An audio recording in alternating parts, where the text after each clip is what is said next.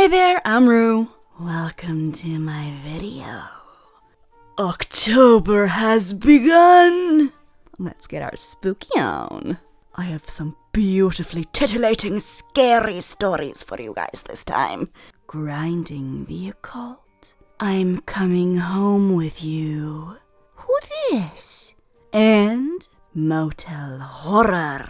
This video's shout out goes to Heather Reader with your comment, Halloween. It's the most wonderful time of the year. Can't wait for those awesome stories. You're going to get them, Heather. You're going to get them. Or maybe they will get you. So fasten your seatbelts. It's about to get horrifying. Grinding the occult. I went on a date with a really aggressive occultist. This happened about a year ago. I was on GRINDR looking for either fun dates or new friendships. For those of you unfamiliar with GRINDR, it's a social media app that is designed primarily for gay men, and many people use it to hook up with other men. One day I was scrolling and I received a new message from a guy who we'll call Brian. I took a look at some of his profile pictures, read his bio, and decided that I was interested in him. We started messaging back and forth, and he seemed to be a really kind, charismatic guy who really knew how to hold a conversation, something that is very hard to come by on the app. A few days went by, and we eventually exchanged numbers. He seemed nice enough, and I wanted to see if he was as great in person as he was over text message. So I asked him if he wanted to go on a date with me. He very happily agreed. So I scheduled my date with him. The plan was that I was going to drive to his place, pick him up, and we'd grab some lattes at my favorite local coffee shop. It was around 6 p.m. and I sent him a text message to tell him that I was leaving my house, to which he responded with a quaint, "I can't wait to meet you." I smiled at his supposed kindness. Then, in the middle of driving to his house, I received a phone call from him, so I picked up. And the conversation went mostly as follows. "Hey Brian, what's up? Hey, quick change of plans. I'm feeling tired and I would rather not go out. Would you be okay with staying at my place? We can watch some shows and order some takeout." I mean, that's not really what I had in mind. I like to go out and do things on the first date. "Oh, don't be such a buzzkill. Come over. I won't show you a bad time." As he spoke on the phone, I got a really strange feeling in my gut, like something was wrong about how he talked to me. Before I met him, I imagined his voice and inflections to sound a lot more lighthearted because of the way we texted was very whimsical and fun. But over the phone, he talked as if he was in a hurry, perhaps slightly frantic. However, despite my gut feeling, I decided that I would accept his offer. Maybe he was just tired or stressed from the workday. I pulled into his driveway and he greeted me at his door. He looked like his picture, and he was very handsome. He was wearing fashionable glasses, and his dark hair, straight hair, contrasted with his light skin. When we go inside, I was greeted by one of his roommates who was playing Dark Souls in the living room. I wanted to be polite, so I approached the roommate and introduced myself. I didn't want to come off as rude to Brian, in case this date ended up going really well. While I'm talking to his roommate, Brian calls my name and beckons me to walk inside his bedroom. I politely excuse myself and follow Brian into his room. When I walked inside, I saw something straight out of a frickin' r/no sleep story. Only this was real and right in front of me. There were candles lit all around, and when I got a closer look, I noticed that there were several altars scattered across the room. Effigies of ancient-looking figures, animal bones, jars with unidentifiable liquids inside, some sort of dagger next to a cat's skull, the whole shebang. I don't remember all the altars, but I do remember a couple. One of them was on the floor, and there was a glass container that held some kind of yellow liquid with animal skulls surrounding the container. Another altar was on the shelf next to his bed, and this one had a few candles surrounding some kind of doll with its eyes sewn shut and its hands missing. Now that one was creepy and super bizarre. A part of me was telling me to nope the frick out of there immediately. But I thought that maybe I was just overreacting to someone's religious choices. I didn't know much about cult religions, so I didn't want to assume that this guy had any kind of malintent. Plus, I can be a little reactive at times, so I decided to stay and go along with the ride. When we walked into his room, I wanted to calm my nerves, and because I have a really curious mind, I decided to ask Brian about what these altars were for. He told me that he'd tell me about them later.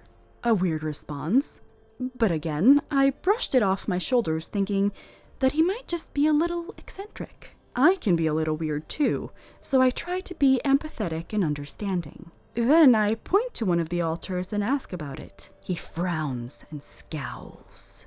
"Don't touch that." His voice startled me. His intense inflections, paired with his angry expression, sent a lump straight to my throat, and I felt threatened. I was almost 4 feet away from the altar, not even close to touching it, and yet he had just yelled at me, like a father yelling at his kid to stop messing around at church. I was confused, and thinking I had done something wrong, I apologized. In the blink of an eye, his scowl turned into a smile, and he kindly invited me to sit with him to watch a show. What really weirded me out was the fact that his smile looked and felt genuine. He had just gotten angry, but all of a sudden, he didn't care and served me up a really kind disposition. I wasn't sure of how to process what had just happened, so I just decided to sit down with him. He seemed to be acting pretty normal once this ordeal had happened, and we started to talk about ourselves. After some time, he became really sweet and soft-spoken, similar to how he was over text message, and we were able to share some stories about our lives. It was starting to feel like an actual first date, and my nerves subsided a bit. I was probably just overthinking everything else. He then turns on his TV. Now, mind you, I was still a little freaked out by his random outbursts, so I was on guard. So I offered to invite his roommate to come hang out with us. Brian's roommate seemed like any old average Joe when I met him, and I just wanted someone else to be there to act as a buffer. I wanted to see how he would act around other people. But when I gave him my idea, he immediately shut me down, and his personality switched from easygoing to stressed and angry. He started cussing out his roommate to me, making it clear that he absolutely hated him.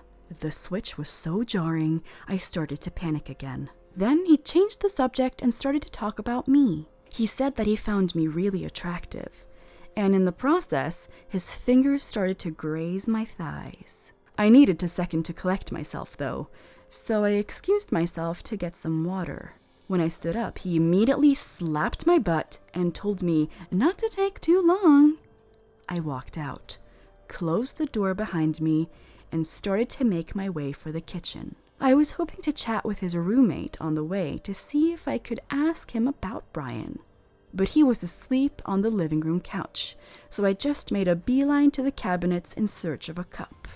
I thought about walking out and driving home because I didn't appreciate his sudden touchiness. But I started getting paranoid. He had all those altars, and he didn't tell me what the altars were for.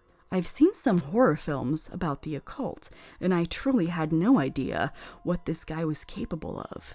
Yeah, he was sweet at times, but he was showing me some really aggressive behavior. Who's to say this guy wasn't able to put some kind of voodoo curse on me? Dramatic, I know, but you can never really be sure. So I grab my water and cautiously head back to his room. When I walk back inside, I saw him sitting on the couch with his legs crisscrossed and his eyes closed. When I approached him, I saw his mouth moving, but I didn't hear anything coming from it. Weirded out by this, I called his name, but he didn't respond. Strange. I called his name a second time, and he opened his eyes, uncrossed his legs, and went back to watching the TV without at all addressing what he was doing. What the frick? I was getting really worried, but I did what I could to keep my cool. I didn't want to do anything to upset him or make him lose his cool. I sat next to him on the couch and we start talking. Once again, he was completely normal, unnervingly normal. It's like I was in the room with a real-life Dr. Jekyll and Mr. Hyde, except Brian was able to switch between them seamlessly. I needed to do something, but what the frick was I supposed to do? I couldn't call him out on it because he might lash out in some malicious way, but I also didn't want to stay because he was freaking me the hell out. So I just stay, and I try to devise some kind of plan to get out of there without making him angry. At some point, he gets up to grab his phone, and I thought I would try dishing out the same kind of butt grab that he gave me when I went to get water. Maybe it would release the tension that I was feeling. Maybe he'd like it, and it'll make him less aggressive. Regardless, I wanted to try something. I made my move and gave him a cheeky butt grab.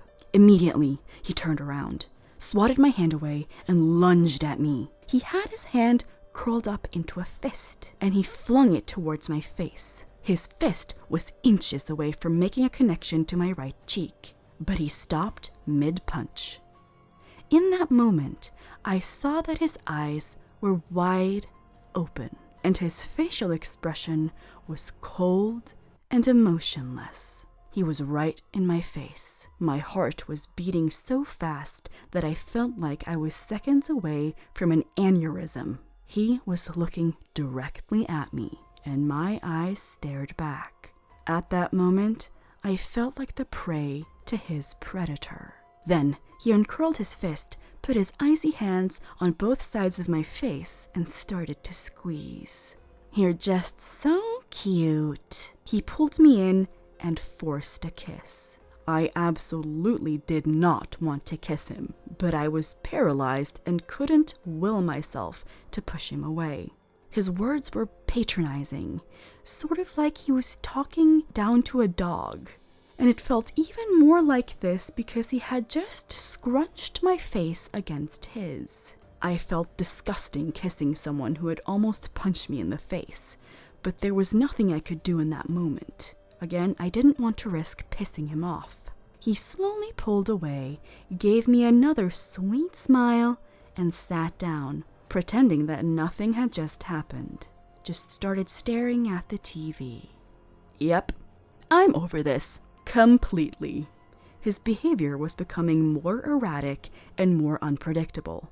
His room was frickin' creepy as shit, and he clearly had associations with the occult, and frankly, he was scaring me. I eventually decided that I'd rather deal with the voodoo-looking altars later than stay in his house and have to put up with the immediate danger. So I snapped myself out of my anxiety-induced trance, stood up, and told him I was starting to get sick and that I wanted to go home. He got angry and tried to convince me to stay the night, but I gathered my courage and insisted that it was time for me to leave. He begrudgingly let me, but it was clear that my decision pissed him off. I didn't care anymore. I said my goodbyes and told him that I'd text him later, thinking F that to myself while doing so. I got in my car and drove home, shaking and sweating. I felt relieved to get out of there, but nervous that he might try to do something. The uncertainty of it all is what truly shakes me up, but thankfully, no actual harm came to me. Who knows what would have happened if I stayed, though? I blocked Brian's number, as well as his GRINDR profile. And even now, I keep my own GRINDR pictures private. I haven't heard from him since, but I still fear that he's going to try to come after me, somehow. To Brian the erratic occultist, let's never meet again. Yeah, I feel like like voodoo is probably more effective if you're around them, so even if they're creepy and they have altars everywhere, I think getting away from them is the smartest choice. I'm coming home with you, trying to follow me home. 10 p.m. isn't a time where I'm afraid to walk home alone. Our central station is bright and you need to walk through the full shopping street to get to the bus stops. Many people equals safe feeling for me. I was on my way back home, but helped two girls who were searching for the cinema. I saw a big group of young men drinking beer, and I tried to walk a big curve around them. One saw that I helped the girls out, so he came to me swaying. He asked me if I can tell him how he gets to this and this street. I told him the bus number and where the bus stop is. He said goodbye to his men and asked if I can guide him to the bus stop. I didn't really have a choice. My bus stop is right beside his. I was out of luck. My bus only arrived in 25 minutes, so he told me his life story. That he fled from Syria and visits evening schools to get a German education to have more chances on the job market. Something I give him credit for.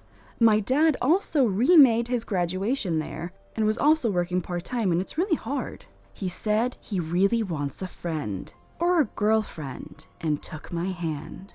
I got really pissed because 1 minute before he told me how much he missed his wife and 3-year-old son.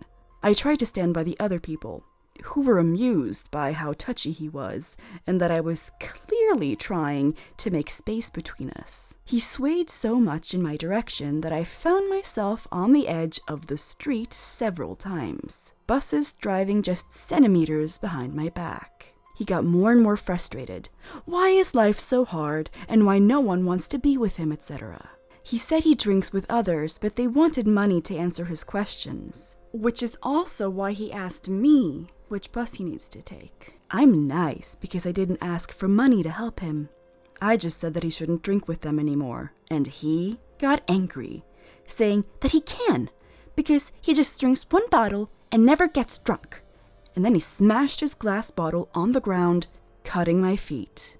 I wore sandals, so ouch. Suddenly he started crying over hurting me, and I saw his bus arriving, shoved him in, and said his station. I was ready to pay his ticket because, boy, I wanted him gone as soon as possible. He stopped crying, turning around smiling, and telling me in a calm, sober voice, "Oh, I know how to get there. It's only a 15 minutes walk from here." The bus drove away, and I realized that his intention wasn't to go home. My blood froze because I knew that he was going to try to follow me home. I stepped back, staring at him in shock, while he smiled at me sweetly. After that, I didn't say a word, just waiting with my bleeding foot for my bus. 5 minutes later, my bus arrived. I got in. He was following me. But not with me, mother effer.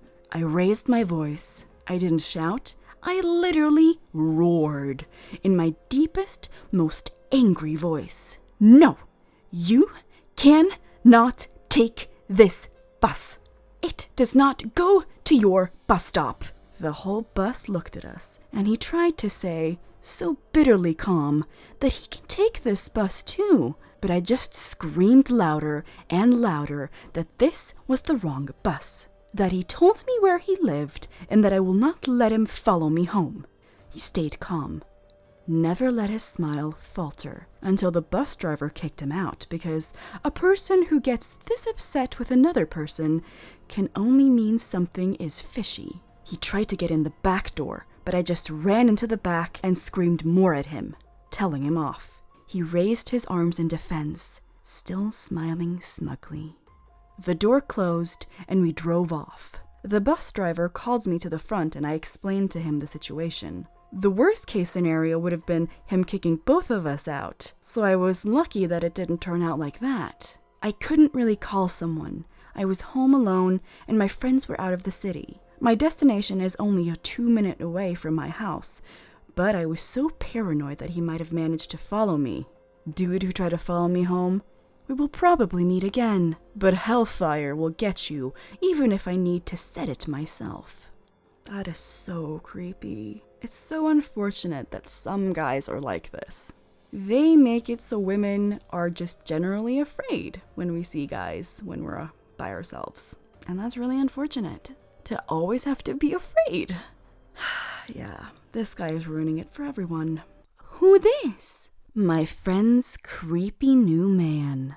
Several years ago, I was working in a shopping mall as a marketing manager. My job was very much in the public eye in my community. My main job was to get people into the shopping center, mostly by hosting events, such as fashion shows, music events, and beauty pageants, mostly that I presented myself. So I was well known around town. I had a good group of friends I had known since high school, and we saw each other regularly.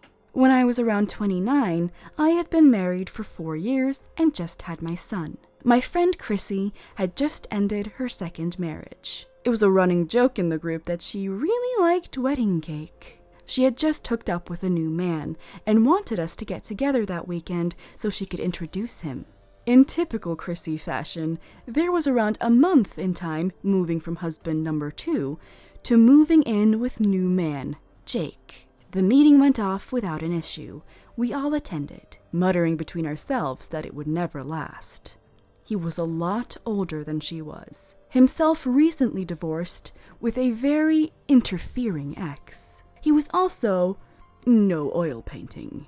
Around 3 weeks after, Chrissy announced she was pregnant. One day I walked into my office at the shopping mall to find a large bunch of roses and a teddy bear on my desk. I received flowers regularly from suppliers, etc., so it was not a surprise. But the teddy bear was new. I am not, never have I been, a teddy kind of girl. The small card just said, "I can't wait to see you again." I asked the secretary if she knew where they came from, and she said she had no clue. They were delivered to the security office before any of us arrived. Then the phone calls started, direct to my office phone, skipping the reception. Only a few people knew this number. At first, there were silent calls, with just heavy breathing on the line. After a few days of silence, he started to talk. Things like, "I am watching you. I like your skirt. You are beautiful. I wish you were my girlfriend," etc. Each time I slammed the phone down. The voice was gravelly and sounded as if the person was trying to make his voice deeper than it was. After daily calls for a week, I went to my boss who had the number changed. The calls stopped after this. Around a month after this, we hosted a get-together at my house, and Chrissy and Jake attended. As he walked through the door and greeted me, I froze. As soon as he spoke, I knew it was him. Chrissy was by now very pregnant, and I did not want to upset her, so I never told her. I confronted him about it, and he apologized and said he did not mean to creep me out. They left early that day, and they moved to another town a few months after. The marriage did happen, and I was invited. I declined. The marriage lasted a year. Chrissy is now engaged again. She has been 3 times since her and Jake divorced. I did tell her about it a few years later. She said she understood me not telling her at the time. She would not have believed me anyway. He must have got my number from her address book. He had apparently done this to another woman at their church after they moved. Jake, let's not meet again.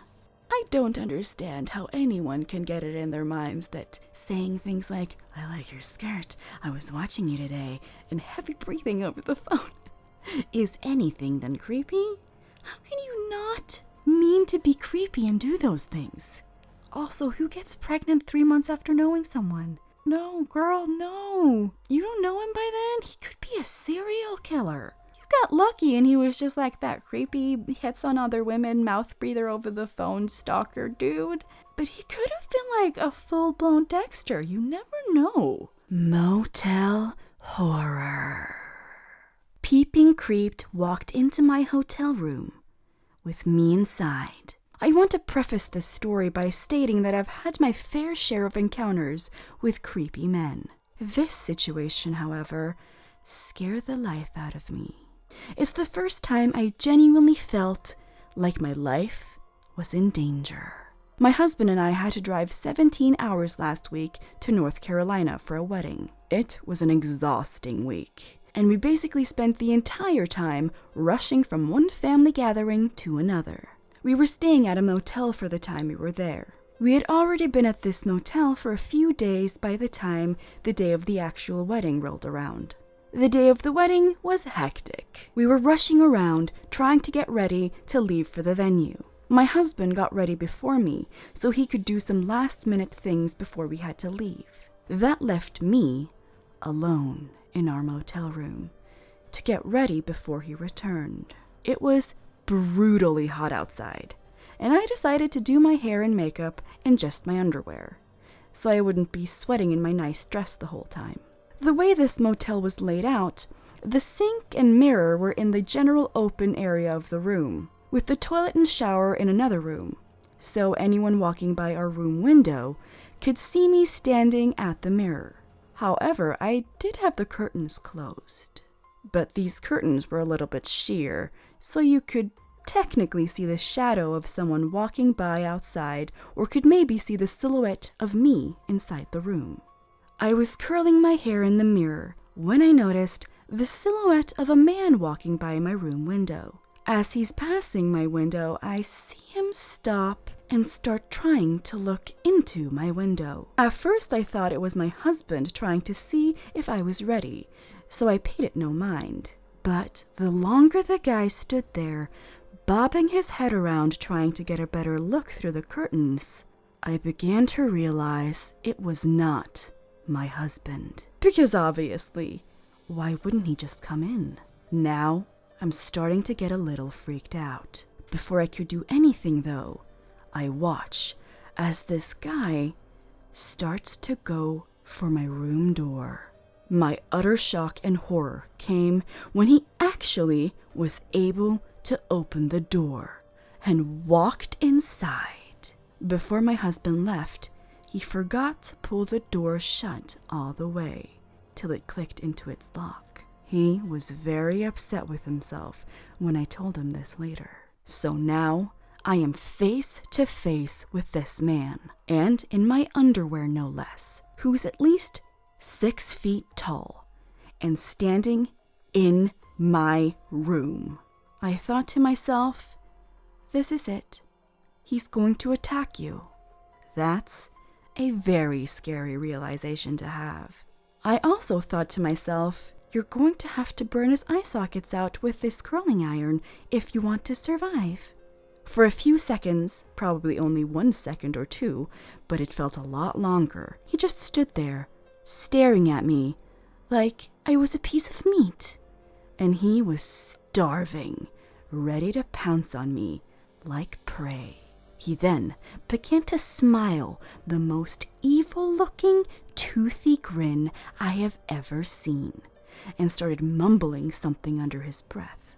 I couldn't make out what he was saying completely, but I did make out the words, "pretty lady," and "come here."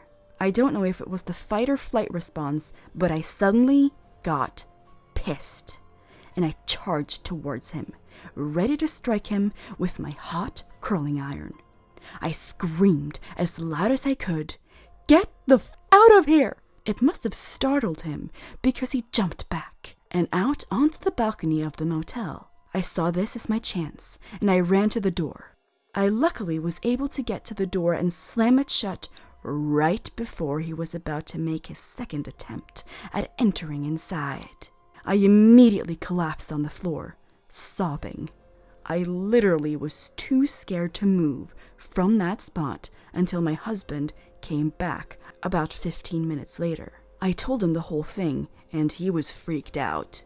He initially wanted to find the guy so he could beat the shit out of him, but I refused to let him leave my side.